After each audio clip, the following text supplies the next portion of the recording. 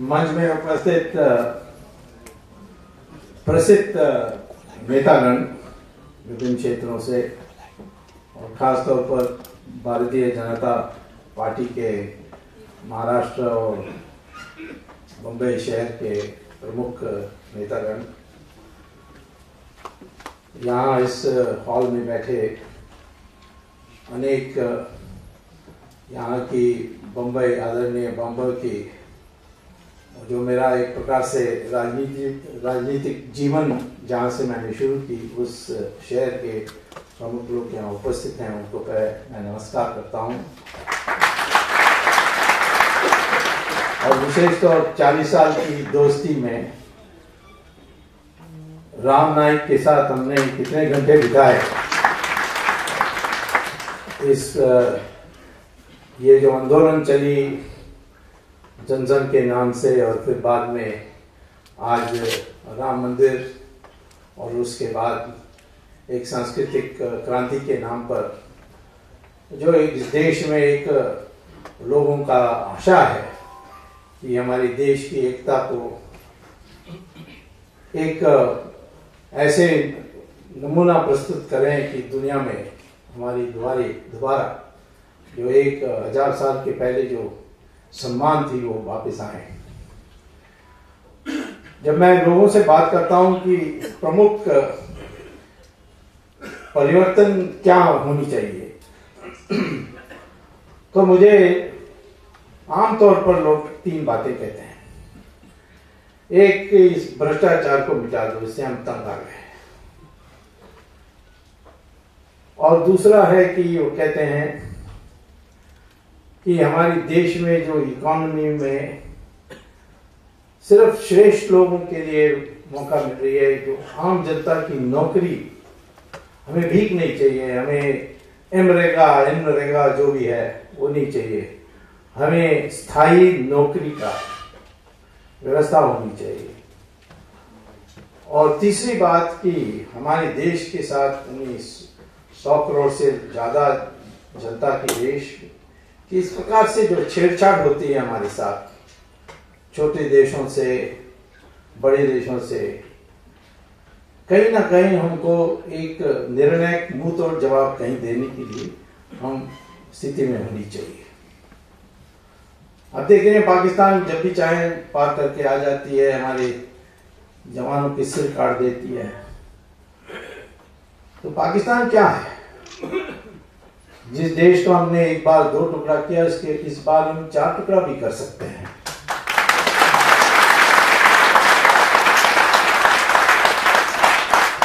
लेकिन उसके लिए एक मंशा चाहिए। ये सारी परिवर्तन संभव है, लेकिन एक मंशा चाहिए।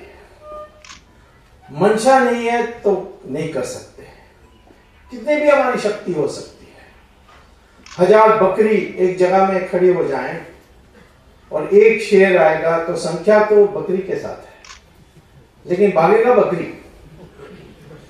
तो हम 100 करोड़ हैं और बकरी का समंशा है, तो फिर पाकिस्तान क्या? मैं तो समझता हूं कि सिंगापुर भी हमें पीट सकती है। तो इसीलिए कैसी मंशा होनी चाहिए, वो परिवर्तन पर मैं थोड़ा कुछ बोलना चाहूंगा। और दूसरा है कि शक्ति भी हो। हमारा software world class software power, atom bomb है। ये शक्ति तो बहुत है हमारे देश में, लेकिन शक्ति पर्याप्त नहीं है। उसके साथ उस शक्ति का प्रयोग करने की जो मंशा आवश्यक है वो भी आवश्यक है। मुझे लोग पूछते हैं कि मनमोहन सिंह जो है प्रधानमंत्री की कुर्सी में बैठा है, इतनी ताकत है इस और शक्ति है इस कुर्सी में, इसको प्रयोग क्यों नहीं करता है? तो मैं उनको कहानी सुनाता हूं कि जब मैं छोटा लड़का था तो मेरे पिताजी ने एक बार मुझे सर्कस ले गए और एक बड़ा पिंजरा था, उसके अंदर 5 तगड़े सिंह थे और एक दुबला पतला रिंग मास्टर आया। सबने ताली बजाया, वो अंदर गया, वो पिंजरे को उसने बंद किया और फिर उसने हुक्म दिया ये 5 सिंहों को कि चढ़ो ऊपर। तो सब चढ़े ऊपर। फिर उसने कहा मुंह खोलो। सबने मुंह खोला और उसने अपना गर्दन रखा उसने एक एक से। तो मैंने पिताजी से पूछा कि ये सिंह इनको क्यों नहीं खा जाते हैं, क्यों इसकी आज्ञा मानते हैं? तब उन्होंने उस समय मुझे बताया, जो आज भी मुझे याद है।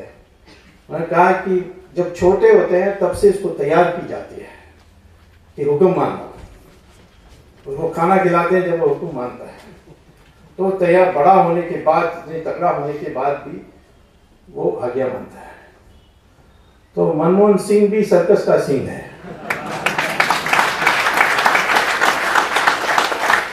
और हमारे देश में जो भी आज गद्दी में बैठे हैं वो वैसे ही है, उसकी मंशा है, वो डरते हैं। डर किसका है? कहीं ना कहीं कुछ छिपाया होगा।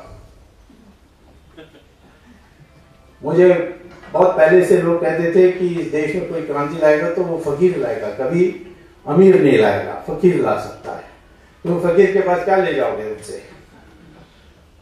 तो आज मैं ये कहता हूं कि ये भ्रष्टाचार ने हमें, एक क्रूर शब्द उपयोग करूंगा तो कहूंगा कि मुझे हम लोग को नपुंसक बना दिया है।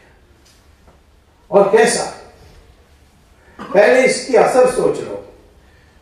भ्रष्टाचार के माने ये नहीं कि कोई किसी अमीर आदमी ने पैसा दे दिया मंत्री को, मंत्री ने ले लिया, नाजायज हो, अमीर बन गया, ये मुख्य बात नहीं है। इसका असर क्या होता है हमारे देश में, ये देखनी चाहिए।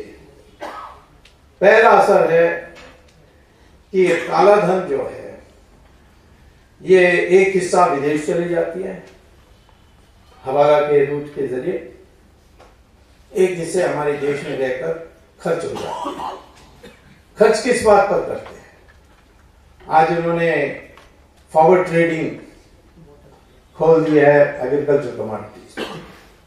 किसानों थोक बाजार में आते हैं, उनको माल बेचना है, वो पैसा रुपए में ही लेते हैं, चेक में नहीं लेते हैं। किसान के पास कोई बैंक अकाउंट ये सब का भरोसा नहीं है तो वो चेक कैश में लेते हैं। तो जिनके पास काला धन है वो अवैध नहीं, वैध रूप से, क्योंकि फॉरवर्ड ट्रेडिंग अलाउड है, वो थोक बाजार में आते हैं, खरीदते हैं, कोल्ड स्टोरेज में डाल देते हैं और शॉर्टेज हो जाती है, वो कमी जो होती है उस कारण से दाम बढ़ जाती है। प्याज का क्या प्रॉब्लम है? प्याज में कोई प्रोडक्शन में कुछ घटा नहीं है। और आप देखेंगे कि दुनिया में हमारे देश से जहां कम प्याज की उत्पादन है, वहां प्याज के दाम हमसे कम है। एक प्याज दाम बढ़ गई 100 रुपए प्रति किलो। इसके कारण ये आर्टिफिशियल शॉर्टेज पैदा की जा रही है। तो पता है कि दिवाली आ रही है, लोग यानी उनको मजबूरी से वो खर्च करेंगे। मैं कहता हूं ये सरकार सिर्फ एक काम करे, 10-15 जगहों में वो कोल्ड स्टोरेज पर रेट लगाएं, दाम कम हो जाएगी। इसी प्रकार से रुपए की दाम घटी, अब रुक गई है। रुकने के कारण भी मैं जानता हूं। ये रुपए डॉलर के रेट में गिरते गई और गिरी क्यों? क्योंकि एक दामाद दुबई में और एक बेटा सिंगापुर में वो करेंसी का फॉरवर्ड ट्रेडिंग कर रहे थे। इसको शॉर्ट सेलिंग कहते हैं। माने मैं तुमसे, आपसे, मेरे पास डॉलर नहीं है, मैं आपसे कर्जा लेता हूं कि $1 दे दो 60 रुपीज के रेट में, और मैं आपको 62 रुपीज वापस कर दूंगा एक हफ्ते के बाद। तो उस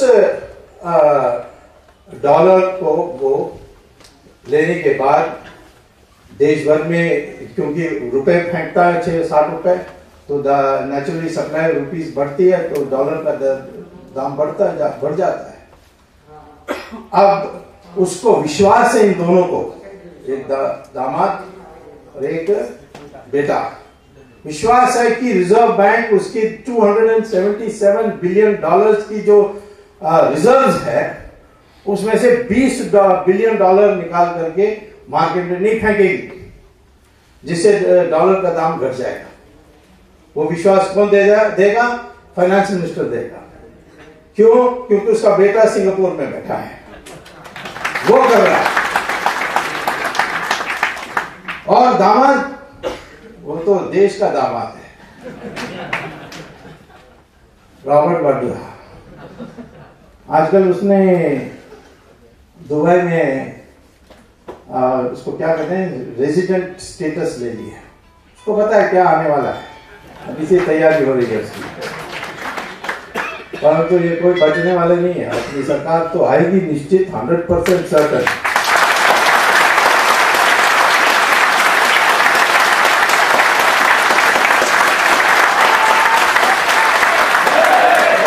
मैंने 77 देखा था, 77 में भी लोगों को पहले विश्वास नहीं था। मैं खुद जानता हूं कि कई हमारे जनता पार्टी के नेताओं ने कहा था कि चुनाव नहीं लड़नी चाहिए क्योंकि हमारे पास पैसा नहीं है, हमारे कार्यकर्ता जेल में है और ये इंदिरा गांधी सरकार में बैठी है, खूब खर्च करेगी और हमारी पब्लिक क्या जानेगी कि क्या अत्याचार हो। उनको पेट भरना है, डेमोक्रेसी से उनका कोई अर्थ नहीं, सिर्फ पढ़े लिखे लोग ही इंटरेस्टेड है। लेकिन धीरे धीरे लगा कि नहीं, पब्लिक लोकतंत्र पर विश्वास करती है, चाहती है। और वोट कैसा हुआ? जो अनपढ़ प्रदेश हैं उसमें कांग्रेस का सफाई हो गया और जो पढ़े लिखे प्रदेश हैं दक्षिण भारत के, उन्होंने कांग्रेस को वोट दिया। बिल्कुल उल्टा थीसिस। पढ़े लिखे लोगों ने डेमोक्रेसी को त्याग किया और उत्तर प्रदेश, बिहार जैसे जहां अधिकांश लोग अनपढ़ हैं, उन्होंने जाकर इंदिरा गांधी को हरा दिया और लोकतंत्र आई और दुनिया भर में हमारी की प्रतिष्ठा बढ़ी।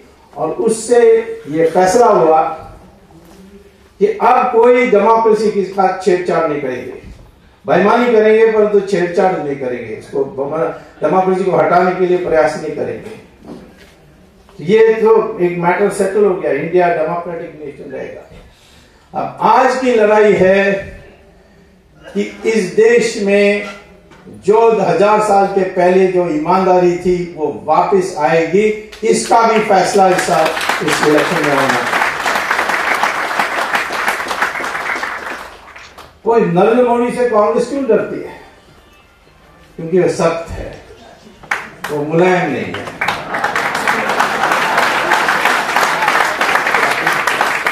बेईमान देखेगा तो मार देगा, उसको मार देगा मैंने जेल भेज देगा। और मैं उनको कानून सिखाने के लिए बैठा हूं, कानून में अंदर। तो भ्रष्टाचार के कारण देश में महंगाई है, भ्रष्टाचार के कारण हमारे देश में जो जीवन की आवश्यकता की पर्याप्त उत्पादन होनी चाहिए नहीं हो रही है। क्यों? क्योंकि वो जो काला धन है उसमें किसमें खर्च करोगे? विलासी घर बनाने में, जमीन खरीदने में, उसमें एक एक कमरे में दुनिया भर के महंगा पेंटिंग लगाने में।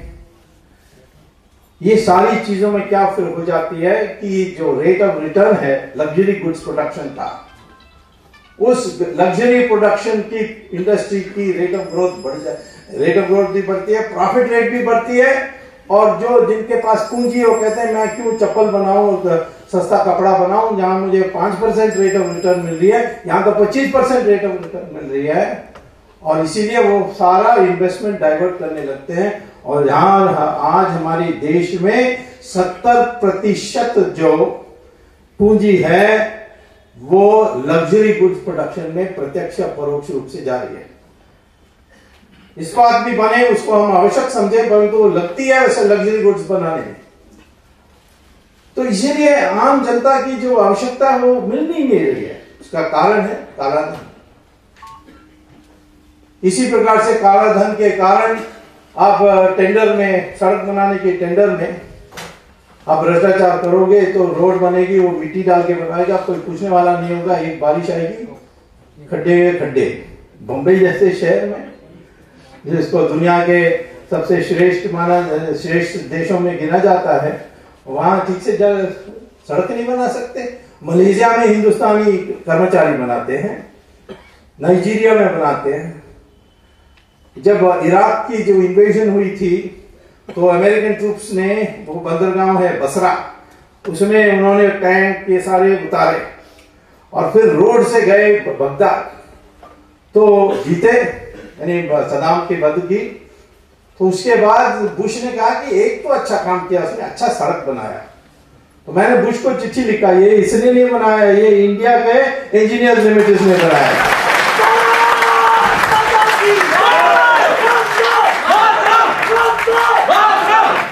जब हम विदेशों में अच्छी सड़क बना सकते हैं जिसमें सालों साल उसकी रिपेयर करने की जरूरत नहीं होती, तो हिंदुस्तान में क्यों नहीं बना सकते? यही कारण है। मिलावट दवाइयों में, इस सारी चीजों में, क्योंकि एक साइकोलॉजी बन गई है कि भ्रष्टाचार करो, शॉर्टकट करो, खूब पैसा बनाओ। एक और भयंकर, इसीलिए मैं कहता हूं ये कैंसर जैसा है। कैंसर और HIV, निमोनिया सब मिलाकर के एक बीमारी हो सकती है, तो वो भ्रष्टाचार है, दुर्बल करती है। वो है कि ये जो पैसा है इसको आप विदेश में जमा करते हो, बैंक में हवाला एजेंट्स के जरिए, और फिर ये चिदम्बरम और सोनिया ने एक बार आपस में मीटिंग की और सोनिया ने कहा कि ये बड़ा खेद की बात है कि हम इतना पैसा स्विट्जरलैंड में जमा करते हैं और वो हमें इंटरेस्ट नहीं देते, ब्याज नहीं देते, वो सर्विस चार्ज लगाते हैं 2% का। ये तो अन्याय है, इसके लिए कुछ सोचना चाहिए। तो चिदम्बरम ने कहा जी जी हुजूर कहकर उसने एक पार्टिसिपेटरी नोट बनाई, कल्पना। उसमें क्या है कि आप एक इंडियन है, क्योंकि दूसरी और देश में ये नहीं लागू होती है, कि कोई नहीं मानेगा, ये किसी और देश में नहीं मानेगा। हमारे देश में पार्टिसिपेटरी नोट बनाई है कि आप अपने स्विट्जरलैंड बैंक से या केमन आइलैंड बैंक से पैसा निकालो और ये पैसा आपको आप बोरी में ले जाओ, सूटकेस में ले जाओ, गोल्डमैन सैक्स को या मॉर्गन स्टैनली या ये अमेरिका का कंपनी है प्रूडेंशियल इन्वेस्टमेंट्स, इनको जाकर काउंटर में बोली रखो और पासपोर्ट अपने इंडिया का दिखाओ, तो कहो कि हमें एक पार्टिसिपेटरी नोट चाहिए। तो एक बहुत सुंदर दिखने वाली पार्टिसिपेटरी नोट देंगे, उसमें आपका नाम नहीं होगा, उसमें डेट नहीं होगा, उसमें सीरियल नंबर नहीं होगा, तो सिर्फ अमाउंट होगा डॉलर। उसको लेकर आप इंडिया आओ और फोटोस्टैट कॉपी करके रिजर्व बैंक को दो, वो आपको एक चिट देंगे और उस चिट को लेकर आप स्टॉक मार्केट में जाकर, यही बॉम्बे स्टॉक मार्केट में आप स्टॉक ब्रोकर को दीजिए, उसको वो रुपए जैसे मान करके उसको इन्वेस्ट करेगा स्टॉक्स में और स्टॉक्स बढ़ेंगे, ऊपर जाएंगे। अब आप जाकर पैसा लगाओगे बॉम्बे स्टॉक मार्केट में, तो सेबी जो है securities exchange bureau of India, वो आपको सवाल पूछेगी कहां से पैसा आया, कौन से बैंक से आपने विड्रॉ किया। लेकिन चिदम्बरम ने कानून उसमें भी बदल दी कि पार्टिसिपेटरी नोट लगाएंगे तो कोई अधिकार नहीं है सेबी को सवाल पूछने के लिए। ओके, सो वो दे देंगे, बढ़ेगी, ऊपर जाने के बाद बेचेंगे, रुपए में स्टॉक ब्रोकर दे देगा उनको पैसा, वापस जाइए रिजर्व बैंक के पास, वो आपको डॉलर देगा, डॉलर को आप वापस ले जाएंगे। तो आज काला धन पर हमारे भ्रष्ट लोग कमा रहे हैं और ये स्टॉक मार्केट ऊपर नीचे जाते रहती है, उसका पीछे कारण यही है। ये हमारे देश में आज कितने बिलियन डॉलर्स आ गए हैं पार्टिसिपेटरी नोट के नाम पर। इसमें भी एक छोटी सी समस्या थी जो सोनिया गांधी ने चिदम्बरम को समझाया कि जब आप ऊपर में बेचते हो तो एक कैपिटल गेन्स टैक्स लगती है और कैपिटल गेन्स टैक्स 30% है। ये तो बड़ा अन्याय है। तो हम पैसा लाते हैं बाहर से और ये लोग, हमारी इंडिया गवर्नमेंट हमारी पैसा ले जाती है ऐसे।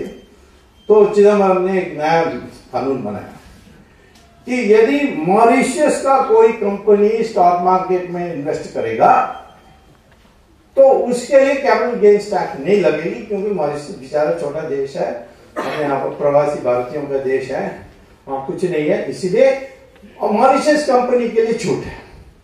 मॉरिशस में $1 पर आप एक कंपनी बना सकते हो। तो सब बेईमान लोग मॉरिशस में आकर कंपनी खोलें और यहां आकर इन्वेस्ट करते हैं और उनको कैपिटल गेन्स टैक्स देनी नहीं होती है। ये मैं पहले देखा जब ये 2G का मामला आया, देखा ये सारे 9-10 कंपनीज जो हैं जिनको लाइसेंस मिली, उन सब का जो एड्रेस दिया है वो मॉरिशस का दिया है। मैंने ये सारे ये टाटास का हो या शाहिद बलवास का हो या ये यूनिटेक का हो, सबका मॉरिशस एड्रेस क्यों? और देखा कि एक ही सड़क पर है। तो फिर मैंने और आगे देखा तो एक ही बिल्डिंग में भी है, एक बिल्डिंग के अंदर गया तो एक मंजिल में ही है और सबका एक ही कमरा में है जिसमें ताला लगा है, कोई फर्नीचर नहीं है। ये है। तो इस तरीके से पैसा आती है जाती है, इसको हॉट मनी कहते हैं। तो कभी भी आ सकते हैं, कभी भी जा सकते हैं। अमेरिका में थोड़ा पैसे की कमी हो जाएगी तो यहां से पैसा भागेगी। कभी भी हमारे देश में, आज अमेरिका की इकोनॉमी सुधरने लग गई है, 1 साल के अंदर पूरी सुधर जाएगी ऐसा कहते हैं लोग। तो फिर यहाँ में जो पैसा आई है सब जाएगी वहां के स्टॉक मार्केट में, बॉन्ड मार्केट में, और यहाँ क्रैश होगा आपके स्टॉक मार्केट। तो ये एक असर है। अच्छा, एक और इसके साथ भी जुड़ा हुआ है। आप इस रुपए को डॉलर में कैसे करते हो? हवाला जरिए। हवाला एजेंट सब काम करते हैं, दुबई में करते हैं। दुबई में आप कोई फाइनेंशियल ट्रांजैक्शन नहीं कर सकते जब तक, ऐसे फाइनेंशियल जो नाजायज है, जब तक वहां के पाकिस्तान के बैठे हुए ISI को खबर नहीं देते हो। तो ये हवाला वाले जाकर पहले अपना सलाम भरते हैं ISI से और बताते हैं कौन सा मिनिस्टर का कितना पैसा कौन से बैंक अकाउंट में जमा कर रहे हैं, और उसके बाद ही उनको अनुमति मिलती है करने के लिए। और फिर उस हिसाब से वो इंटरनेट बैंकिंग के जरिए करते हैं। तो इसके माने क्या, पाकिस्तान को पता है कि कौन से मिनिस्टर के पास कौन सा अकाउंट है, कहां है, कितना है। ब्लैकमेल नहीं होंगे, पक्का ब्लैकमेल होंगे। राम नाईक बैठे हैं यहां, सोनिया गांधी अमेरिका से क्यों इतनी कामती है? क्योंकि सदाम हुसैन ने उनको तेल का पर्चा दिया था मुफ्त में, जो अवैध था। यूनाइटेड नेशंस ने सदाम हुसैन को तेल बेचने का अधिकार नहीं दिया था, परंतु सिर्फ दवाई खरीदने के लिए, पर्चा बांटने के लिए, तेल की पर्चा बांटने के लिए उन्होंने अनुमति दी थी यूनाइटेड नेशंस ने। उसने तो सबको जिनको पैसा देना था दे दिया। और फिर एक बड़ा इंक्वायरी बैठाई गई, वोल्कर कमिटी। उस कमिटी ने इस पर किया और देखा कि हिंदुस्तान से 2 बड़े इंस्टॉलमेंट्स पैसे के $मिलियंस में दिया। ये पर्चा क्या है? ये पर्चा आप ले जाओ और कोई भी ऑयल कंपनी को दे दो, तो इराक से उनको ऑयल मिल जाएगी, और उसके अनुपात में वो पैसा देते थे ये ऑयल कंपनी आपको पर्चा के लिए। तो ये हुआ। तो पर्चा में नाम 2 लोगों का नाम आया। एक जब राम नाईक मिनिस्टर थे तो नटवर सिंह का नाम आया, वो उसको सोनिया ने भेजा था। तो नटवर सिंह उस जमाने में ऐसे ही काम करते थे, अभी उनको थोड़ा दूर रखा है। जब राहुल गांधी पकड़ा गया था बॉस्टन एयरपोर्ट में, $1,60,000 कैश में, अमेरिका में $10,000 से ज्यादा आप बिना डिक्लेरेशन नहीं आ सकते हो, और यदि आओगे तो हर $10,000 के लिए 8 साल की सजा, माने 1,60,000 के माने 144 सालों का सजा। राहुल गांधी को 144 साल के लिए अंदर कर देते हैं, लेकिन वो छूट गए। नटवर सिंह का काम यही था। तो नटवर सिंह गए और फिर उन्होंने कहा कि भाई हमें भी थोड़ा पॉकेट मनी चाहिए, तो उसको पर्चा मिल गई। और दूसरा पर्चा जो अमेरिका को मिली, क्योंकि अमेरिका ने कब्जा किया इराक को, इराक के बाद वो सारा डॉक्यूमेंट्स लिया और फिर वोल्कर को बिठाया कि छानबीन करो, और उसमें सोनिया गांधी का भी नाम। फिर सोनिया गांधी को ने बहुत आंसू बहाया, कहा अमेरिका को कि जो आप कहोगे मैं कर दूंगी, आपसे हवाई जहाज खरीदना खरीद लूंगी, आपसे हथियार खरीदना खरीद लूंगी। तो वहां यूनाइटेड नेशंस में जो कमेटी बैठाई थी वो बोलकर, उस समय deputy secretary general United Nations के कौन थे? शशि थरूर, बदमाश नंबर 1। उसने वो सारा जो रिपोर्ट में सोनिया गांधी का नाम था, वो सारा पर्चा को लेकर के ड्रॉवर में बंद कर दी, और वोल्कर को उसने झूठा पर्चा दिया कि जहां सोनिया गांधी का नाम था उसने कांग्रेस पार्टी लिखा। अब आप वोल्कर रिपोर्ट पढ़ोगे तो इंडिया का नाम देखोगे तो नटवर सिंह का नाम देखोगे और सोनिया गांधी का नाम देखोगे। उस दिन से सोनिया गांधी को डर है अमेरिका से। ऐसे वो दिल से वो अमेरिका को नहीं चाहते, हो तो केजीबी के साथ बने। उस दिन मुझे एक टीवी कैमरा में, टीवी शो में एक कांग्रेस का जो स्पोक्समैन है उसने कहा आरएसएस फासिस्ट है। तो मैंने कहा तुम प्रशंसा करो, क्योंकि तुम्हारे नेता का पिताजी तो जवान था हिटलर के फौज में।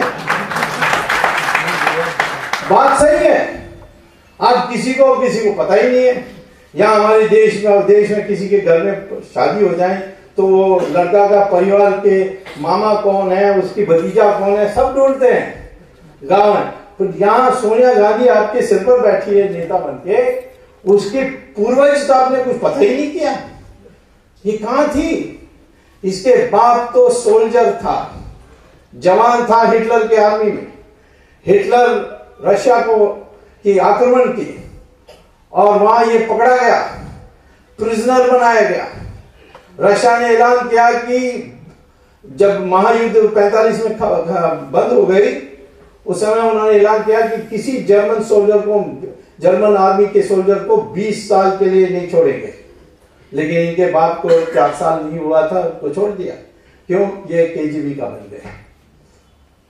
तो केजीबी के कारण ये वापस आए और फिर उनको कोई, अमेरिका तो इटली की कब्जा करके रखी थी, तो इटली में कोई नौकरी नहीं मिली, तो वो मामूली मिस्त्री का काम कर रहे थे। तो अपने बेटी को उन्होंने भेजा लंदन नौकरी ढूंढने के लिए, और उसने वहां इंग्लिश जानती नहीं थी, तो वो जो कोचिंग क्लास होती है ना, वहां जाकर दुकान में 6 हफ्ते के लिए अंग्रेजी सीखा। लेकिन आपके एफिडेविट में जब वो उम्मीदवार बनी, उसने लिखा educated in Cambridge university for a degree in English. अब ये झूठ निकला क्योंकि मैं गया था कैम्ब्रिज लेक्चर देने के लिए। तो पूछा कैसा स्टूडेंट थी, तो कहा ये तो कभी स्टूडेंट यहाँ नहीं थी। तो मैंने कहा अच्छा, तो फिर लिख कर दो। तो कहा लिख कर दे देंगे। तो रजिस्ट्रार ने लिख कर दे दिया। मैं आया यहाँ, उस समय स्पीकर थे मनोहर जोशी, उनको दिया, भाई देखो इसने लोकसभा के हुज हू में लिखा है कि educated in English in the university of Cambridge and got a degree. और यहाँ कहते हैं कि ऐसे स्टूडेंट था ही कोई, थे ही नहीं। तो आप उसको पूछिए, वो अपने उम्मीदवार के फॉर्म में भी एफिडेविट में लिखा है एजुकेशन क्वालिफिकेशन प्रकार। तो मनोहर जोशी ने उनको भेजा। जवाब आई सोनिया गांधी से कि ये टाइपिंग मिस्टेक था। तो मैंने मनोहर जोशी ने मुझसे पूछा अब क्या करें? मैंने कहा अब ये करो कि Guinness book of world record को भेज दो कि longest typing mistake in the history of the world is Sonia Gandhi. कभी टाइपिंग मिस्टेक कितना लंबा होता है? एक कॉमा, फुल स्टॉप, एक शब्द में कोई टाइपिंग मिस्टेक हो सकता है। और पूरा educated in England in university of Cambridge. तो ऐसे महिला आज है। परिवर्तन की जब हम बात करते हैं, लोग कहते हैं ये पर्सनल मत करो। क्यों? इसमें क्या पर्सनल है? आप नौकरी चले जाओ, आप झूठा एजुकेशन सर्टिफिकेट दे दो, क्या होगा आपकी हालत? आपको निकाल देंगे, जेल में भेज देंगे। ये तो हाँ बिल्कुल पर्जरी है, जेल में जाना चाहिए। हमने केस भी किया, परंतु चीफ जस्टिस ने कहा आप छोड़ दो, बहुत हो गया, आगे से नहीं करेंगे। ये बालाकृष्ण जो चीफ जस्टिस था उसने कहा। तो फिलहाल हमने छोड़ दिया, आगे फिर जब सरकार बनेगी नहीं तब हम उसको दोबारा।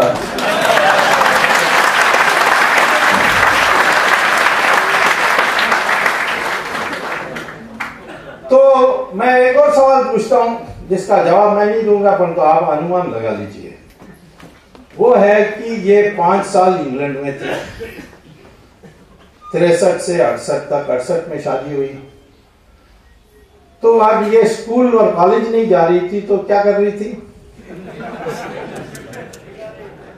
कहीं नौकरी कर रही होगी थी? नहीं, वो नौकरी वेट्रेस नहीं थी, वो तो पहला 6 महीने के लिए।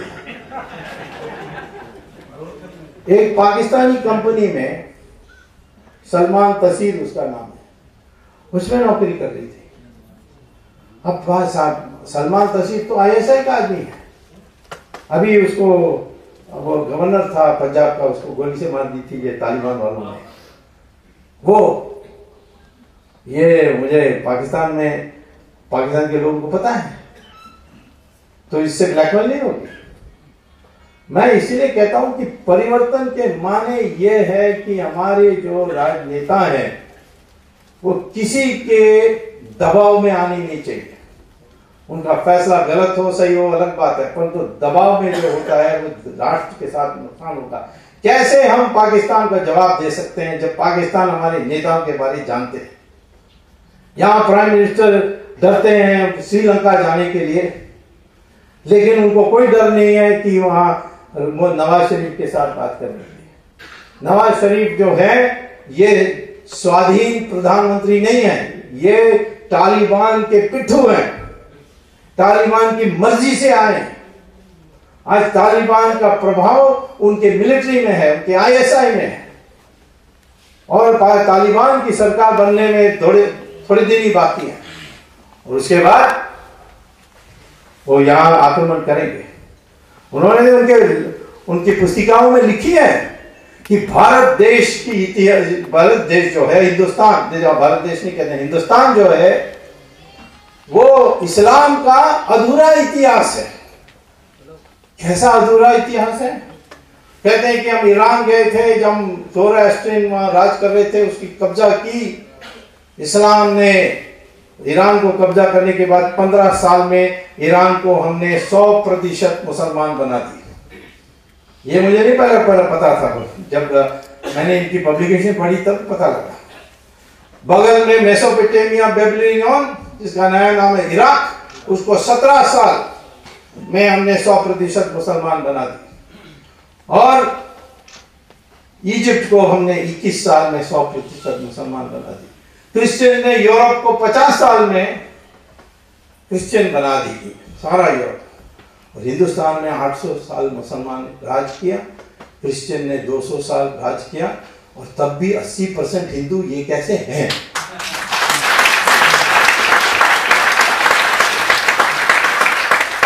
अब यहाँ के राजा महाराजाओं, उन्होंने ये परवाह नहीं की कि हम हिंदू हैं मुस्लिम हैं। शिवाजी के तो कमांडर इन चीफ मुस्लिम थे ना। तो ऐसे हम मिलकर के लड़े, 1857 तक हिंदू मुसलमान लड़े। उसके बाद अंग्रेजों ने अपनी खेल चलाई। तो मैं ये कहता हूं कि ये जो संस्कृति है हमारी देश की, ये एकमात्र संस्कृति है जो आज तक भी नहीं टूटा है, हजारों साल चलते आई है, बाकी सब मिट गए। ग्रीस मिट गई, रोम मिट गई, इजिप्ट खत्म हो गई, ईरान खत्म हो गई, लेकिन हिंदुस्तान लगातार चलते आ रही है। जैसे गंगा बहती है, उसमें अनेक छोटे छोटे नदी जुड़ते जाते हैं, परंतु गंगा गंगा ही रहती है। और ये संस्कृति बदली नहीं है, इसमें कई लोगों ने योगदान किया है, लेकिन इसकी मूल जो धारा है उसमें कोई परिवर्तन नहीं हुआ है। तो मैं कहता हूं कि ये आज एक बहुत बड़ा खतरा हमारे सामने है और नई सरकार के सामने होगी, वो है पाकिस्तान कब हमारे ऊपर आक्रमण करेगा। अब चाइना और पाकिस्तान दोनों मिल जाएंगे तो हमारे लिए मुसीबत है। तो हमें अभी सोचना होगा कि ये क्या करना है इसके लिए। चाइना को क्या अलग कर सकते हैं। अब हमारी तो चाइना से बात होते रहती है, क्योंकि जब मोरारजी देसाई प्रधानमंत्री थे, मैंने चाइना की मोरारजी के कहने पर और मोरारजी की अनुमति के साथ और अटल बिहारी वाजपेयी फॉरेन मिनिस्टर से उनको भी अवगत करा के, मैंने उस समय उनकी जो झगड़ा चल रही थी चाइना के रशिया के साथ, सोवियत यूनियन के साथ, उसमें हमने उनको खबर दे दी कि हम तटस्थ रहेंगे, क्योंकि हम सोवियत रूस के साथ इंदिरा गांधी की काल में इतनी निकट थे कि सोवियत रूस के फौज यहाँ से आते जाते थे और चाइना को डर था कि वो हमारे देश से तिब्बत जाएंगे तो उनकी हालत खराब हो जाएगी। तो हमने ये जब आश्वासन दिया तो बदले, उसके बाद ये सारा जो चुनने का हुआ और मैंने कैलाश मानसरोवर का भी दरवाजा उसी टाइम पर खुलवा दिया, वो आप सब जा सकते हैं। लेकिन अब चाइना से ऐसी बातों से नहीं होगी। अब चाइना को हम पिंच कर सकते हैं, ये दिखाना होगा, और इसके लिए अनेक रास्ते हैं। चाइना वैसे भी पाकिस्तान से ऐसे थोड़ा दुखी है, क्योंकि अभी जो सिंजांग में हुआ उपद्रव, वो पाकिस्तान में ट्रेन होकर गए थे उइगुर्स ताशकंद से आए पाकिस्तान के। तो हमसे आजकल इंडिया में गुप्त बातचीत चल रही है कि काबुल के बारे, अफगानिस्तान के बारे क्या करना है। नहीं तो अफगानिस्तान अमेरिकन भागने वाले हैं, उसके बाद वहां भी ये पकड़ लेंगे तालिबान। तो इसीलिए चाइना को जरूर अलग करना है, परंतु उसको मीठी बात से अलग नहीं कर सकते। आज तो वो डरते भी नहीं है ये सरकार के बारे में, क्या सोचते हैं। अभी जो मनमोहन सिंह बड़े हमारी प्रेस ने कहा होगा हिस्टोरिक मीटिंग है, वो कुछ नहीं मिला हमें। जिस बात पर छोटी सी बात थी कि हमारे यहाँ तमिलनाडु से कोई चाइना जाएगा तो पासपोर्ट में स्टैंप करते हैं वीजा, बट अरुणाचल से जाएंगे तो स्टेपल करके देते हैं, कश्मीर से जाएंगे तो स्टेपल करके देते हैं। इस छोटी बात में भी नहीं कुछ बोल सके प्रधानमंत्री। तो आज हमें ये देखना होगा कि चाइना को तकलीफ देने के लिए हमारे पास कुछ है बहुत।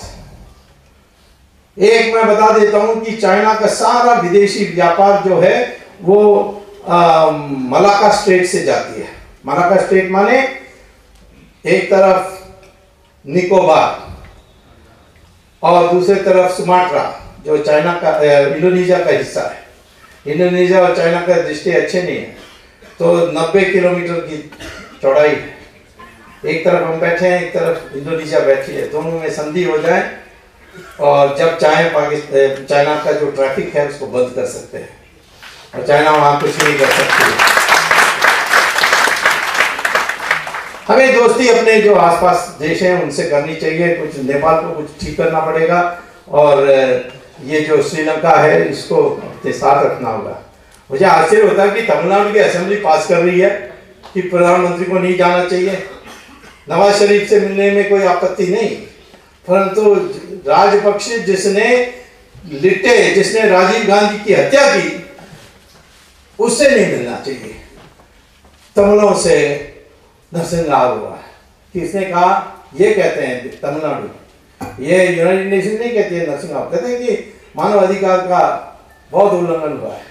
वो तो हमारे कश्मीर के बारे भी कहते हैं, लेकिन उसका हल इस तरीके से भी नहीं हो सकता कि हम बॉयकॉट करें। तो चाइना और पाकिस्तान कहते हैं चिंता मत करो, हम तुम्हारे साथ हैं। चाइना का तो वीटो है यूएन सिक्योरिटी काउंसिल। तो मैं आपसे बता रहा हूं कि परिवर्तन जब आप सोचते हैं ना, आप पहले सोचिए कि अपनी सुरक्षा ठीक है। भ्रष्टाचार को मिटा सकते हैं कैसा? 3 रास्ते से, एक अल्पकाल, दूसरे मध्यम काल और तीसरा दीर्घ काल। ये तीनों उपाय को लागू करनी चाहिए। अल्पकाल में जो हमारे यंत्र हैं उसको उपयोग करके जो विशेष अधिकार है सरकार के पास उसको समाप्त करनी है और लोगों को ऑटोमेटिकली मिलनी चाहिए। एक जमाने में रेलवे रिजर्वेशन के लिए स्टेशन मास्टर के विवेक अधिकार और टिकट कलेक्टर के विवेक अधिकार और इस प्रकार से भ्रष्टाचार खूब थी, आपको एक बर्थ मिलने में समस्या होती थी। आज कंप्यूटराइजेशन हो गई तो न्यूनतम हो गई, अभी भी है थोड़ा पर न्यूनतम हो गई है, क्योंकि आपने कंप्यूटराइजेशन की, उसमें एक प्रोग्राम है कि वेटिंग लिस्ट को बदला नहीं जा सकता है, इसीलिए आपको आप मोबाइल फोन से ही पता कर सकते हैं कि आपकी कंफर्म हो गई कि नहीं हो गई। भ्रष्टाचार बहुत कम हो गए। फॉर्म्स चाहिए, पहले तो आपको जाकर चपरासी को पैसा देना होता था सांप को उठाने के लिए, फिर सांप उठने के बाद पैसा मांगते थे, फिर फॉर्म्स देते थे। आज आप डाउनलोड कर सकते हैं इंटरनेट के जरिए, ऐसे करते जाना चाहिए, इसको ई गवर्नेंस कहते हैं। और मुझे बड़ा आनंद आया पेपर में आज पढ़ के कि बीजेपी बॉम्बे यूनिट आपको एक इलेक्ट्रॉनिक्स के लिए बहुत बड़ी तरीके से चुनाव के लिए तैयारी कर रही है। ये आनी चाहिए, इससे बहुत लाभ होगा और एक कंप्यूटर लिटरेसी हमारे देश में होनी चाहिए। हमारे देश में कितना 100 करोड़, इसीलिए दुनिया भर के कंपनीज यहाँ आने चाहते हैं, तो हमें इसमें सावधान रहनी चाहिए। पिछले बार ये 2G में क्या प्रॉब्लम थी? प्रॉब्लम यही थी कि 2001 में एनडीए ने नीलाम किया था स्पेक्ट्रम का, ये बात छिपाते हैं।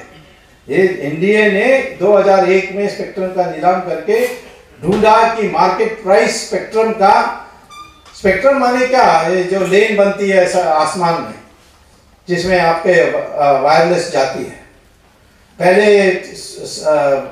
उसको क्या कहते हैं, कॉर्डलेस फोन होती थी, वो डायल करो घंटी बजेगी बिना तार, पर और कुछ नहीं कर सकते थे, उसको 1G कहते थे। फिर आई 2G। 2G में आप फोन भी कर सकते हैं, SMS भी भेज सकते हैं, MMS भी भेज सकते हैं और चित्र भी भेज सकते हैं। फिर 3G में वीडियो, अब जैसे आप बात कर रहे हैं वो उठा रहे हैं तो आप उनको आमने सामने देख सकते हैं, जैसे आप उनके बगल में खड़े हैं।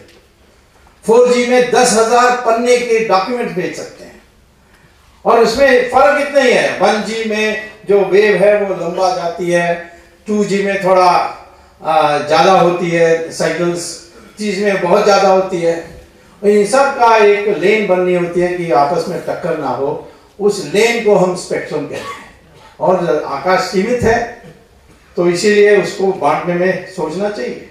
तो हमारे देश में आज इतनी डिमांड हो गई, 2001 में सिर्फ 4 करोड़ मोबाइल सेट्स होते थे सिर्फ।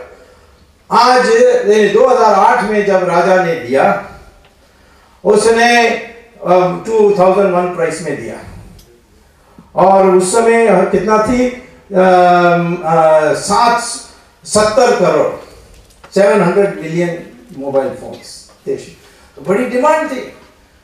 स्पेक्ट्रम का दाम 10 गुना हो गया था और इसने 1/10 के दाम पर बेचा और वो कंपनी कहा कि नहीं सस्ते दाम पर फिर वो रेट्स को सस्ता करेंगे, नहीं, उन्होंने विदेशी कंपनी को बेच दी।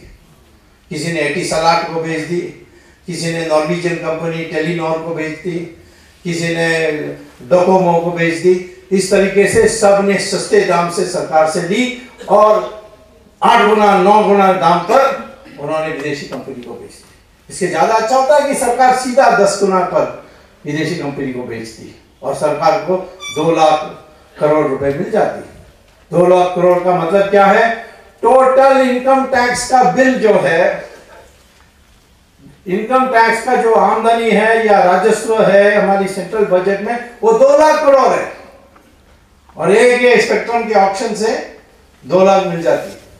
इनकम टैक्स की जरूरत नहीं है, इसको अबॉलिश कर दो, सारे इनकम टैक्स ऑफिसर्स को छुट्टी करके गांव में जाकर सड़क बनाओ, ऐसा कुछ उनको भेजना चाहिए, क्योंकि इसमें इतना भ्रष्टाचार है कागज के काम से। देश में साधन की कोई कमी नहीं है, स्पेक्ट्रम करो 2 लाख करोड़, अगर 4G आ रहा है उसका ऑप्शन करोगे तो आपको 7 लाख करोड़ मिलेगी। कोयले के जो ब्लॉक्स हैं उसको ऑप्शन करते तो 11 लाख करोड़ मिलते। जो खनिज तेल को आपने सस्ते दाम पर दे दी, यानी मुफ्त में लगभग, उसको आप ऑक्शन करते तो 24 लाख करोड़ रुपए देते। और हमारे देश में 60% थोरियम है, और ये राम सेतु की कृपा से। राम सेतु कहां आ गया इसमें? वो जो रेत है वो पाक स्टेट से आती है और वो टक्कर लगती है उसको राम सेतु से। राम सेतु तो पूरा नहीं है, आधा है रामेश्वरम की द्वीप, उसके बाद धनुषकोडी से समुद्र के बीच से शुरू होकर श्रीलंका तक, तो एक कंटिन्यूअस है। उसमें वो आकर टक्कर होती है, फिर वो पानी उसको साइड में ले जाकर के रेत के रूप में तमिलनाडु की कोस्ट में डिपॉजिट करती है, और उसमें थोरियम होता है। 2050 में सारा यूरेनियम दुनिया में खत्म हो जाएगी, और अमेरिका ने फैसला किया कि अब हम थोरियम के रिएक्टर चलाएंगे। हिंदुस्तान थोरियम के रिएक्टर चलाएगी तो देश में जितना पावर चाहिए मिल सकता है, लेकिन हम उसकी शोध नहीं कर रहे हैं, जो रिसर्च करनी चाहिए नहीं कर रहे हैं। तो यदि राम सेतु कट जाती तो पानी टक्कर के बजाय वो निकल जाती और सीधा इंडियन ओशन में जाती, और वहां अमेरिका का डीगो गार्सिया है, वहां अमेरिका उसको निकाल के ले जाएगी। आज भी अमेरिका स्मगलिंग कर रही है रेत की। कोई रेत का स्मगलिंग कर सकता है? फिर तो हो रहा है। क्यों? क्योंकि उसमें थोरियम है। इस देश में किसी चीज की कमी है? किसी चीज की कमी नहीं है, सिर्फ वो मंशा की कमी है। ये अंग्रेजों के राज में जो मंशा पैदा की गई बाबू बनने का, वो है। परिवर्तन चाहिए तो एक ही चीज की चाहिए, चेतना में। हम कौन हैं ये हम लोगों को पता नहीं। कोई कहता है कि अंग्रेजों ने बनाई हमें, हम सब टुकड़े टुकड़े थे। वास्तविकता ये नहीं है। नहीं, हम हिंदू है, मुस्लिम है, मराठी हैं, बिहारी है। डीएनए टेस्ट करोगे तो सब एक हैं। मैं तो कह रहा हूं आपसे, हिंदू मुसलमान के डीएनए टेस्ट हुआ है, एक ही है। ये कोई बाहर से इधर उधर छोटे लोग आए होंगे, पर तो मूल जो डीएनए है वो ये दक्षिण भारत हो या उत्तर भारत हो या गुजरात के हो या आसाम के हो, डीएनए एक ही है। हम एक हैं, हम कहीं बाहर से नहीं आए, कोई आर्यन नहीं है, कोई द्रविडियन नहीं है, हम सब एक हैं। ये एक पहचान आज हमारे देश में सबके दिमाग में आनी चाहिए।